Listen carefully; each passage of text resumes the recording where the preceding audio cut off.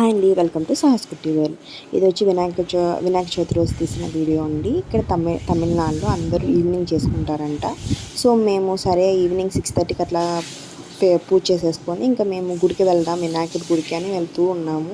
ఇంకా వెళ్ళేదాల్లో ఒక 100 టైమ్స్ చంద్రుని చూడకూడదు అనుకుంటూనే వెళ్ళాం. నేను 100 టైమ్స్ చెప్పుంటాం ఆయనకి పైకి చూడకని. ఇంకా స్లోగా ఇద్దరం వెళ్ళిపోయాం. వెళ్ళేదారిలో మేము ఇప్పుడు వెళ్ళేది ఉచ్చిపిల్లయార్ అంటారండి. ఆ ఉచ్చిపిల్లయార్ అంటే ఎత్తుగున్న వినాయకుడు, కొండ మీద ఉన్న వినాయకుడు అనమాట. ఆయన కింద ఒక వినాయకుడు ఉంటాడు, పైన ఒక వినాయకుడు ఉంటాడు, శివుడు ఉంటాడు, కుమారస్వామి ఉంటారు. సో ఇక్కడ మేము ఉన్నదానికి ఇది ఒక ఫేమస్ టెంపుల్ అని చెప్పొచ్చు.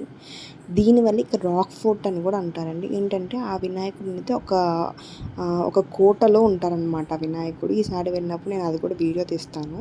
నేను ఇక్కడికి వచ్చినాక చాలాసార్లు వెళ్ళాను, కానీ పైకి వరకు నేను ఎప్పుడూ ఒక్కసారి వెళ్ళా పై వరకు వినాయకుడిని చూడడానికి, కానీ ఇంకా ఎక్కువ వెళ్ళలేదు. ఎందుకంటే నేను చాలా మెట్లు నడుచుకుంటూ పైకి వెళ్ళాలి. ఇప్పుడు ఇదంతా ఒక బజార్ అంటారు, బజార్ అని కూడా అంటారు ఈ ఏరియాని. సో ఇట్లా మెల్లి నడుచుకుంటూ వెళ్తే ఇక్కడ చాలా షాప్స్ ఉంటాయి. ఈ డ్రెస్సెస్కి అన్నిటికీ కొంచెం తక్కువ ప్రైస్లో మనకి ఇక్కడ చాలా షాప్స్ చూడవచ్చు.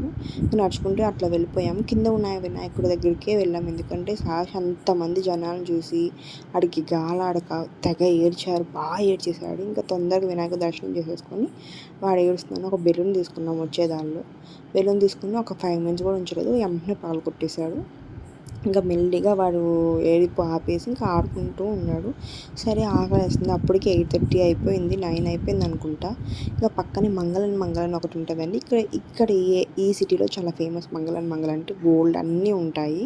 సో అక్కడ రెస్టారెంట్ కూడా ఓపెన్ చేశారంటే అక్కడికి వెళ్ళి కొంచెం రిలాక్స్ అయ్యి, కొంచెం మెయిన్ ఏసీ ఉందని లోపలికి వెళ్ళాము. వెళ్ళి తిని ఏమైనా సాహసం కూడా కాసేపు